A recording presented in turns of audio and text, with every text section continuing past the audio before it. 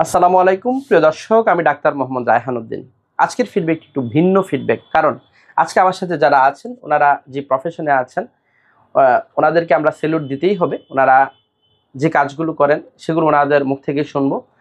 তুমি আমি একটু সামারি টেনে নিচ্ছি। তা হচ্ছে আমার চেম্বারে প্রথম তিনি আসেন, যিনি এসে চিকিৎসা উপকৃত হওয়ার পর তারপর তিনি ওনার এলাকায় গিয়ে ওনার সমগোত্রীয় যারা আছেন ওনাদেরকে বলেন, এবং সেখান থেকে তিনি ওনার বড় ভাইকে নিয়ে আসেন।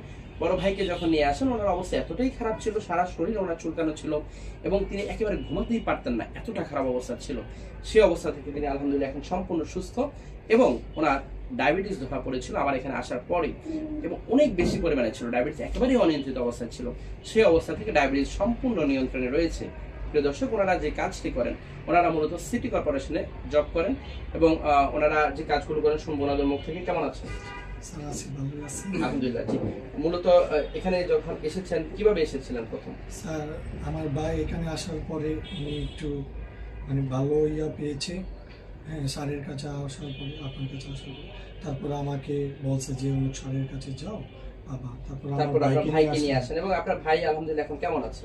স্যার আলহামদুলিল্লাহ ভালো আছে। আমার ভাই ডায়াবেটিসও কন্ট্রোল দিকে আছে। এবং চুলকানিটা কেমন আছে? চুলকানিটা স্যার আগে যে অবস্থা ছিল, ঘুমাতেই পারতো না, এতটাই খারাপ অবস্থা ছিল। অনেক খারাপ ছিল স্যার, অনেক খারাপ অবস্থা। সেই অবস্থা থেকে এখন অনেক খুশি, অনেক ভালো আছে স্যার। আলহামদুলিল্লাহ। আপনারা কি করেন যদি বলেন? স্যার আমরা করি ময়লার কাজ করি সিটি কর্পোরেশনে, ঝাড়ু দেই, ময়লা উঠাই।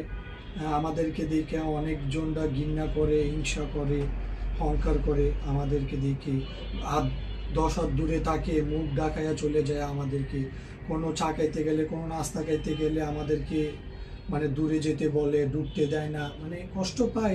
তবুও প্রিয় দর্শক, তিনি যা বলছিলেন যে ওনারা সিটি কর্পোরেশনের ময়লার কাজ করেন, আমরা একটু যদি চিন্তা করি যে ওনারা যদি দুদিন আমাদের বাসায় না আসেন, অথবা দুদিন যদি এই ঢাকা শহরটাকে ওনারা যদি পরিষ্কার পরিচ্ছন্ন না রাখেন, তাহলে এই শহরের কি অবস্থা হবে, বা আমার মফস্বল শহরের কি অবস্থা হবে, যেখানে সিটি কর্পোরেশনগুলো রয়েছে সেখানে যে কাজগুলো করেন।